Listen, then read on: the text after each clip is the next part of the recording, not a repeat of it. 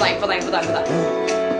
அந்த அறிவை போல் அன்பு தருவாரே சின்ன அறிவிப்பும் என்று சுடுவாரே நீயும் தும்மிரடி ஆயுசு நூறாக என் உயிர் உன்னோட பொத்தி வச்சுட்டாலே என் பார்வை உன்னோடு